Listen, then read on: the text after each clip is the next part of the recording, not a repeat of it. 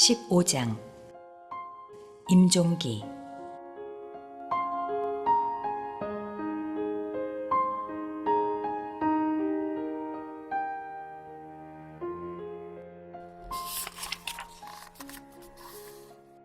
아버지 돌아가시기 전에 모시고 지냈기 때문에 써놓을 필요가 있다고 생각을 하고 써놓은 이야기이다. 사람이 태어나 죽는 것은 당연한 이치이지만 나에게는 특별한 사랑을 주시고 시각장애인에게는 광명을 주신 송암 박두성 선생의 임종이다. 1963년 8월 15일 목요일. 아침에 율목동 어머님께서 전화가 왔다. 간밤에 아버지께서 새파랗게 되시고 땀에 온몸이 흠뻑 젖으시고 개고기도 토하기도 하셨는데 이제는 좀 나으신 것 같다고 하셨다. 우리 내외는 왕진 가방을 들고 달려갔다. 아버님은 몹시 창백하시고 식은땀이 떠 계셨으며 헛구역과 가래 때문에 고생을 하고 계셨다. 그러나 의식은 분명하시고 유의사의 질문에 똑똑히 대답도 하셨다. 항상 하듯이 진찰한 뒤 잔잔하게 감기도 드시고 체하기도 하셨습니다. 라며 주사를 여러 대 놓아드렸다. 그리고 이것저것 어머님께 지킬 것을 말씀드리고 일어섰다. 대문을 나서며 남편은 여보, 아버님께서 이번에는 심장에 염증을 일으키신 것이오. 위독하시오. 일주일 갈까 말까 하오. 그러니 당신 여기 남아서 어머니와 의논해서 일처리를 잘 하도록 하시오. 나는 놀랐다. 어머님도 기가 막히신 모양이다. 아버지의 차도는 보이지 않았다. 우리는 두 옷밖에 알리고 명희에게 기별했다. 생각해보니 아버지께서 중풍으로 누워 지내게 된 것은 1955년부터였으니 9년 전이다. 그 후 반년 만에 1956년 4월 16일 선거하러 가셨다가 화평동에 있는 우리 집까지 오셨다. 그날 다시 혈압이 올라 또 누워 지내셨다.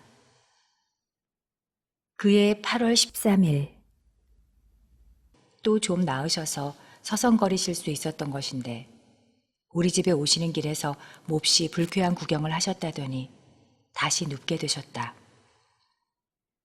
9년 동안에 단 한 번도 아픈 내색이나 치료에 대한 불만의 말씀은 전혀 없으셨으니 옆에서 뵙기에도 너무너무 애처롭고 딱해서 간호하는 자가 되레 애를 썼다. 그러던 아버님의 임종을 뵙게 되었는데도 많이 놀랍고 아쉽고 슬퍼서 어찌할 바를 몰랐다. 아무리 반신불수가 되셨어도 건강하셨을 때와 다름없이 우리를 슬기롭게 인도해 주신 아버님을 잃으면 나는 당장 아쉬워서 어떡하나 하는 걱정에 잠겼다. 아버님은 이 세상에서 사시는 동안 너무나 높고 바른 것을 바라시고 엄하게 사셨다. 끝내 선구자로서의 고고한 생활을 하셨으며 누워있는 내내 그 뾰족한 맛이 많이 깎여 사랑을 마구 보이시던 무던히 고마운 아버님으로 변하셨던 것을 기억한다. 8월 16일 금요일. 밤새 식은땀에 젖어 지내셨고 가래가 심하게 끓었고 호흡까지 몹시 가빴다. 그래도 새벽부터는 좀 나으신 듯했다. 아침 9시 유의사가 와서 진찰을 하고 아무 말 없이 주사를 여러 대 놔드렸다.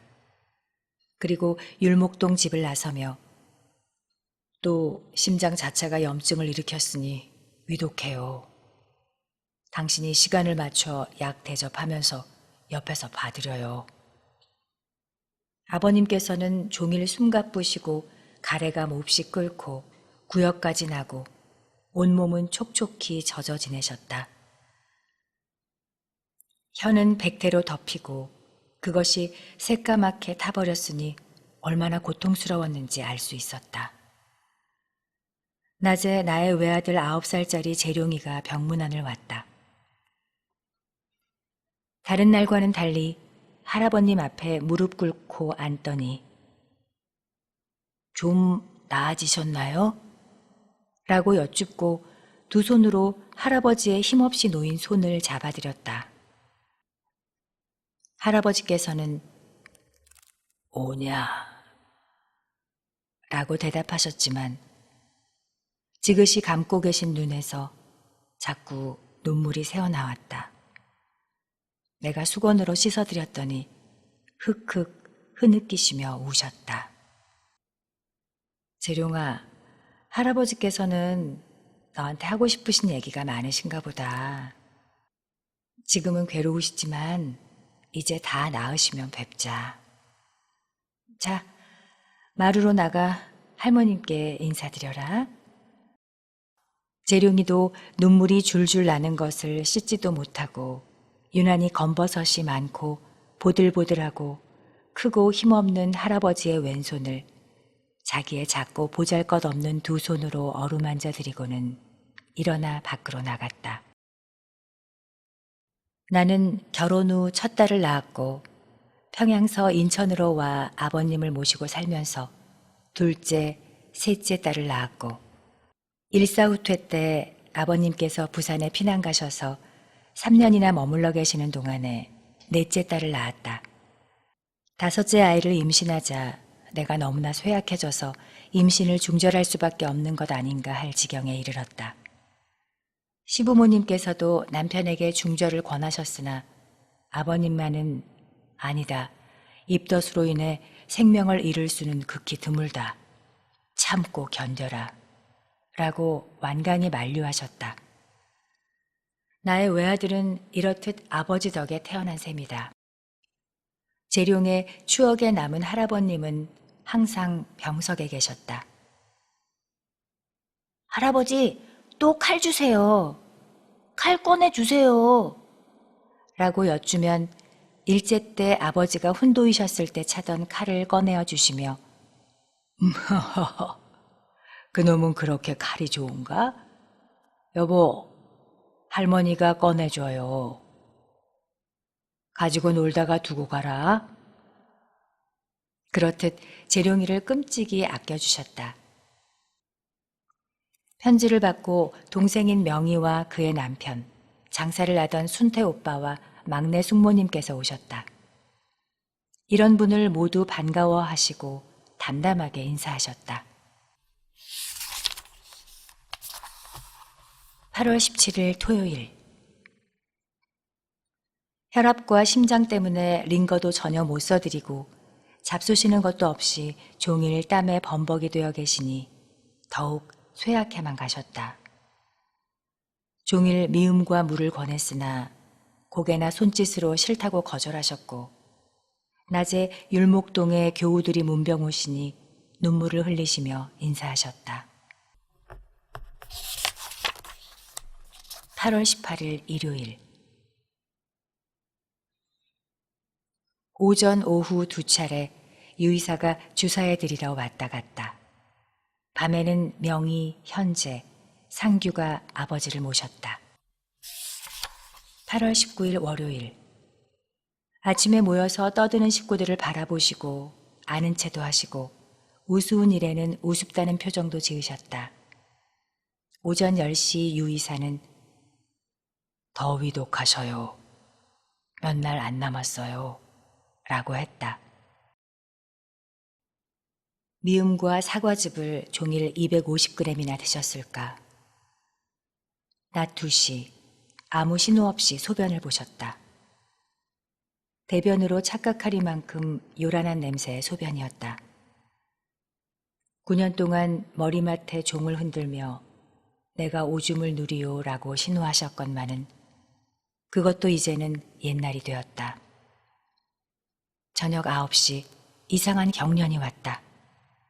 유이사에게 기별하니 뇌이결이 된 모양이오. 그대로 가만히 계시게 하오. 라며 밤을 지샜다. 8월 20일 화요일 새벽 2시. 소변이 보고 싶다고 신호를 하시며 어머님을 깨워 시중을 들게 하셨다. 워낙 깔끔하시고 분명하시어 9년이나 반신불수의 몸으로 지내셨건만 항상 대소변 시중은 어머님께만 시키셨다.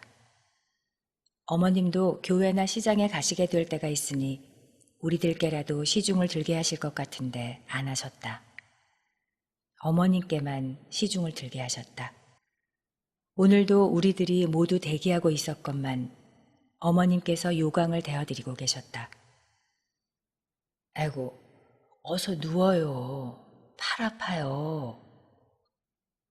어머님은 보채셨고 아버님은 빙그레 웃으셨다. 한참 많아야 50g쯤 누셨는데 건강인의 소변과 같았다. 아침 9시부터는 평안해 보였다. 미음 100g쯤을 드시고 곤히 주무셨다. 땀도 걷고 손끝도 붉고 사람도 알아보시고 웃으시기도 하시며 좀 평안해 보였다. 혀의 백태는 말이 아니었다. 밤 동안에는 순태 오빠 내외와 명희 내외가 아버지를 모셨다. 8월 21일 수요일. 아침 9시 유의사가 와서 진찰해드리고 주사해드렸다. 주사해드릴 때 다른 쪽 볼기에 욕창이 났을까봐 살펴봤더니 한 번 욕창이 났다가 나은 자리 옆에 또 새로 그 부위에 해진 데를 발견하고 이런 것을 잘 살펴드려야 하오. 뚫어지면 몹시 아프실 테니까 하며 나를 나무랬다. 사실 내가 알코올로 찜질을 해드리며 소독해드리니 몹시 아파하셨다. 목이 아프시죠? 목마르시죠? 물었더니 그러시다는 표정을 지으셨다. 물을 3숟갈 흘려드렸다.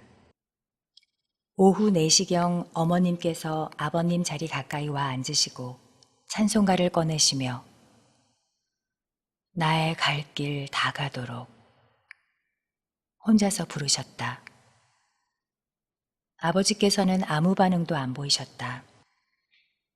평상시와 똑같이 명석하시고 유능하시어 나의 평안을 재현하거나 센티한 마음으로 찬송가를 부르거나 하지 않는 건전한 마음 자세로 조물주 앞에 그대로 복종하고 계시다고 느껴졌다.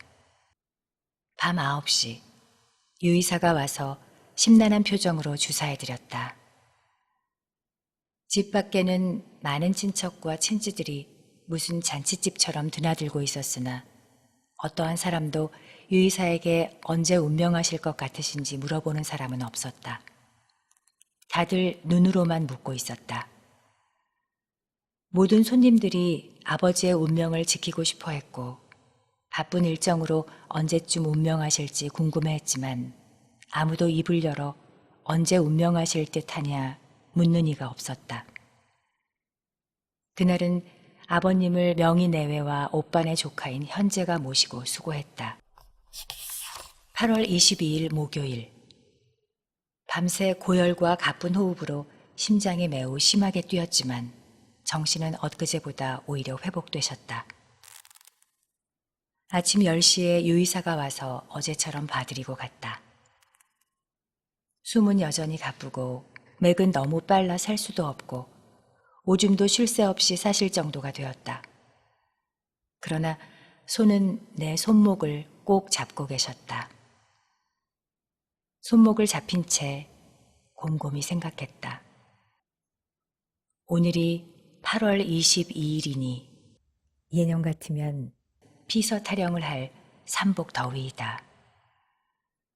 지금 40여 도의 체온을 가진 아버지를 뇌시고 이 두 칸 방에 댄명이 문을 닫고 들어앉아 간호를 하고 있다. 모두 우울한 얼굴에 눈만이 퀭한데 더위로 애쓰는 자도 없는가 보다. 방에 들어앉은 자만이 아니라 이 집에는 50여 명의 문병객이 매일 드나들고 있었다.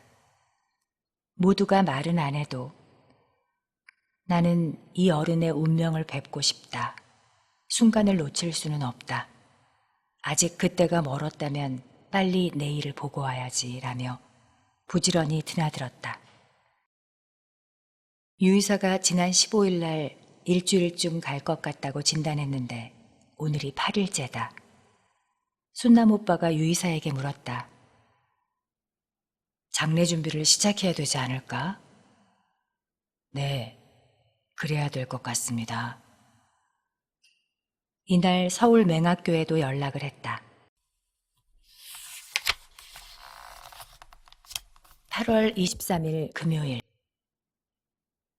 밤새도록 여전히 몹시 괴로워하셨고 아침이 되니 조금 평안해지셨다. 조금의 변화도 없는 심장과 정신 태도로 보아 안 돌아가실 분으로만 보였다. 오전 10시 유의사가 와서 똑같이 진찰하고 주사해드렸다. 마루로 따라 나서는 나에게 유의사는 은행에 가서 돈도 찾아다 놓고 관이나 장례 물품을 빠짐없이 준비하오. 우리 오빠들과 의논해서 하리다. 남편을 화평동 병원으로 보내고 나는 은행으로 화평동 길로 다시 율목동으로 뛰었다. 아버님의 상태는 답답하기만 했다. 꼼짝 않고 계셔서 정신을 잃으셨나 하고 보면 의식이 있으셨다. 오후 5시쯤 맹인 전태환 씨가 오셨다. 장례에 대하여 의논하러 오셨단다. 어머니께서 제자를 맞으시고 안방으로 안내했다. 전태환 선생은 아버지 병상 앞을 더듬으며 선생님, 태환입니다. 얼마나 힘드십니까? 아버님은 개슴칠에 한눈을 애써 뜨시고 확인하시더니 입을 음적음적 하셨다. 그리고는 눈물을 주르르 흘리셨다. 그 순간 얼굴이 파래지시고 맥이 떨렸다. 순간 맥도 약해졌다. 전태환 선생을 보시고 쇼크를 일으키신 후 약 1시간 후부터 차차 맥이 고르고 얼굴이 다시 붉어졌다. 밤 10시에 유의사가 왔고 오늘 밤 동안은 무사하시겠습니다 하며 여전히 주사를 해드리고 갔다. 8월 24일 토요일. 한낮은 평안해 보였다. 그러나 아침 9시에 유의사는 많이 쇠약해지셨다고 했다. 오늘 밤이 위험하시니 그리하오 라며 유의사는 말했다. 그래도 주사해드리니 조금씩 편안해지시는 것 같았다. 낮에 맥을 잡아보니 정확히 140을 뛰고 머리와 가슴은 겨울날의 아랫목보다 따끈하고 가끔 흐릿한 눈을 떠보이셨다. 순남의 어머니를 시켜 미음도 물도 달리 잡수시고 소변도 200g이나 보셨다. 오후 2시 서울 숙모님이 오셔서 얼마나 괴로우십니까? 하시니 아니 라고 하셨다. 숙모님은 다시 평안하십니까? 하시니 예 하며 짧게 답하셨다. 그리고 눈을 개슴츠레 뜨시고 숙모님을 보시려고 애쓰시는 것 같았다. 숙모님은 하도 놀라운 아버님의 대답에 웃으시며 예, 명예 엄마야, 아버지가 평안하시다고 하시는구나 하셨다. 밤 9시 유의사가 또 왔다. 답답한 표정으로 진찰을 마치자 어머님께서 명예아범, 날 좀 보게 하셨다. 유의사는 밖으로 나가 한동안 있더니 나를 불러 장모님께서 회복 못하실 분에게 자꾸 주사를 해드리면 운명만 늦는 것이니 이제는 주사를 그만두라 하시는데 어쩌면 좋소 하는 것이었다. 나는 가슴이 서늘해지는 것 같아서 얼른 대답을 할 수가 없었는데 옆에 있던 오빠들이 입을 모아 말했다. 오늘까지 유의사의 극진한 치료에 대해서는 아무도 불만이 없을 것이오. 이제는 환자도 너무 애처롭고 모일 사람도 다 모였으니 주사는 그만 놓고 운명하시게 합시다. 나는 말없이 안방으로 들어가 아버님 앞에 늘여놓은 왕진 가방에 도구를 챙겼다. 아버지가 의식이 계실 텐데 이 순간 이제 주사를 안 해주기로 했다는 것을 아시고 비관스럽게 느끼지는 않으실까. 사위인 유의사에게 그토록 의지하시고 최대의 경의를 표하시던 아버지가 애초로워서 견디기 어려웠다. 그러나 아버지의 표정은 아무런 변화도 없으셨다. 8월 25일 일요일. 밤새도록 맥은 셀 수 없이 빠르고 흐리고 고르지도 못한 것 같았다. 의식은 전혀 없으시고 열은 40도를 넘었다. 물을 떠 넣어드리면 넘기신다.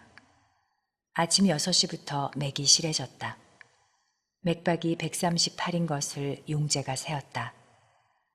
호흡은 46, 팔을 걷고 잠이 드신 듯하다. 아버지를 불러도 어제와 달리 반응이 없으시다. 조반으로 명희가 미음을 떠넣어드렸다. 걸그렁걸그렁 하며 넘기셨다. 명희는 미음을 대접하고 서울로 갔다. 오전 10시, 손발이 차지는 것 같았다. 그러나 머리와 가슴은 불덩어리였다. 유의사가 청진기만 들고 왔다. 진차로 몇 시간 못 간다며 마루에서 대기하라고 했다. 주일 예배 시간이 되자 모두들 교회에 가기 시작했다. 다 간 뒤에 어머니와 우리 형제만이 남아있게 되었다. 나는 아버님의 왼 손목을 잡고 맥을 짚고 있었다. 10시 40분, 갑자기 팔뚝에 경련이 왔다. 정오, 맥이 느려지기 시작했다. 숨도 늦추어졌다. 평안해지시는가 보다. 유의사가 아버님의 맥을 잡고 우리 모두는 숨을 죽이고 응시하고 있었다. 유의사가 12시 15분에 아버지의 운명을 알리자 아버지는 하고 재채기 소리와 함께 온몸이 허공에 뜨는 듯 하시더니 돌아가셨다. 운명하시는 것을 뵙고자 모여서 지내던 친지들이 마침 교회에 간 사이에 운명하셨기 때문에 모두들 아쉬워했다. 부고로 모여온 조객들은 참 고고한 분이셨지 라고 했다. 또 잠자리에 들었다가 신문을 보고 깜짝 놀라서 달려왔다는 분도 있었다. 조문객 중에 말 못하는 농아생이 100명 왔는데 물론 신문으로 보고 온 것이었다. 30년 전 맹아학교에서 같이 지내던 식구들을 만나니 감개무량했다. 나는 그들에게 예전의 기억을 더듬어 수화로 인사를 나누었다. 아기가 몇이냐, 어디서 어떻게 사느냐, 이러한 인사도 나누고 재생원 시절 같이 수학하던 맹인들에게 중간 역할을 해서 손도 만져보고 인사도 하게 했다.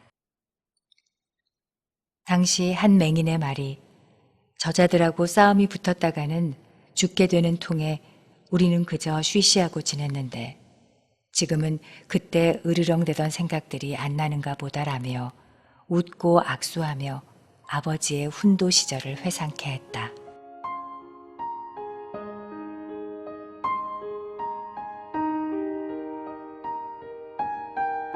장지를 어떻게 할까 의논을 하니 이런저런 의견들이 분분했다. 나의 시아버지를 위해서 마련한 수산동에 있는 700평 묘지에 아버지 장례를 모시거나 고향인 교동에 모시자고 했다. 그러자 교동에 선산이 있다고 해도 성묘 다니기가 어렵다는 말들이 있어서 수산동에 모시기로 했다.